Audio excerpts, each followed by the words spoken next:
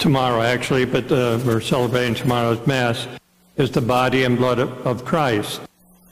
Years ago, it used to be known as Corpus Christi, the body of Christ, and it was celebrated the Thursday after Trinity Sunday. In fact, in some places, in some countries, it's still celebrated on the Thursday after Trinity Sunday. And there are many places that have a tradition of having a Corpus Christi procession on that particular day. In fact, they do that here, I understand, between us and Assumption Parish in Richfield. And there's a Corpus Christi procession tomorrow afternoon, along with the benediction and a novena prayer tomorrow afternoon at 2:30 at Assumption.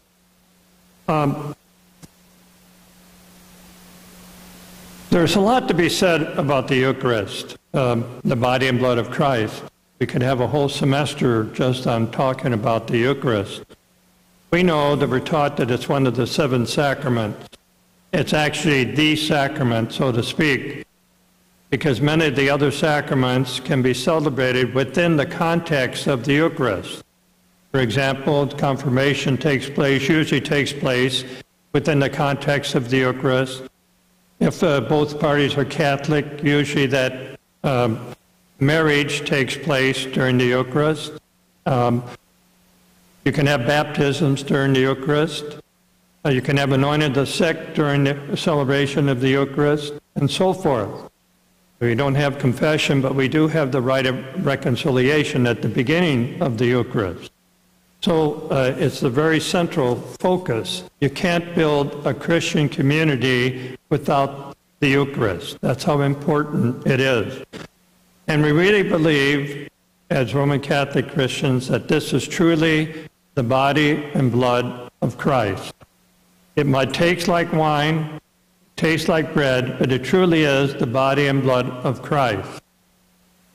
Many times people are losing their faith in that for some reason or other, or they don't take it as serious, and people are falling off from coming to a weekly Mass. You know, it's as though it's not important anymore. It's of the utmost importance. That's why the Church puts a lot of emphasis on the fact of the obligation of weekly Eucharist, whether it's Saturday night or Sunday. That's how important it is, not only for the Christian community, but for our individual spirituality. It's that important.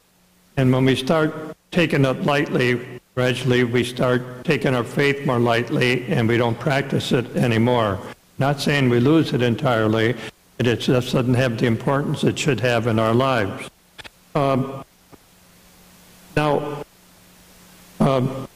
Ideally, it's best to receive the Eucharist under both species, the bread and the wine.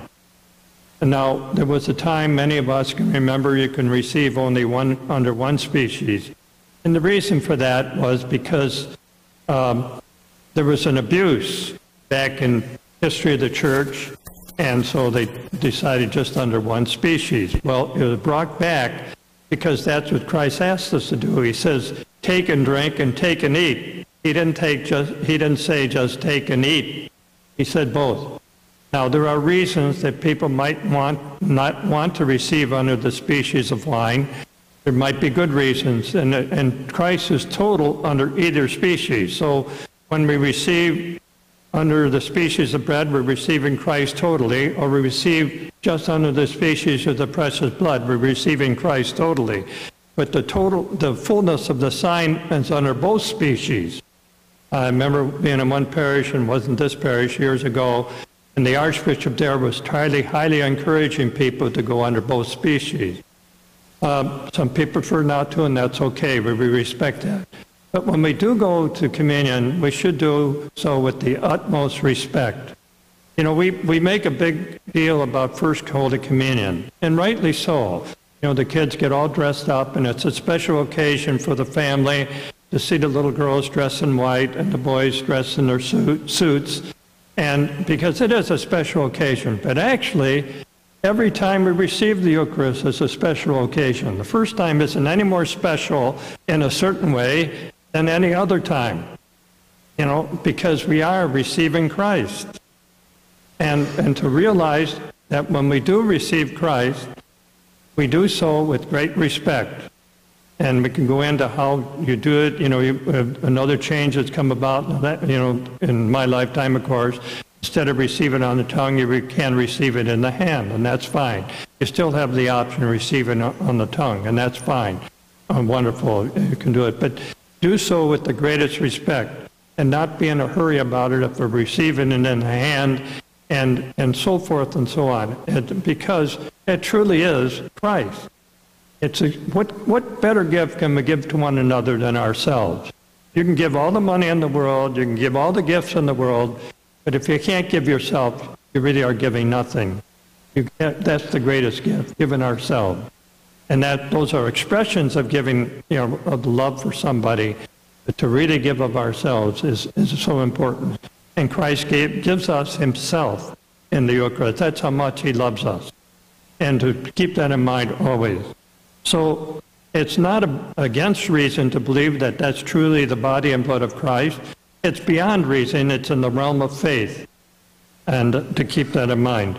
So I just want to mention some of those things because it is so important, the Eucharist in our community life and in our individual spiritual life. May God bless you.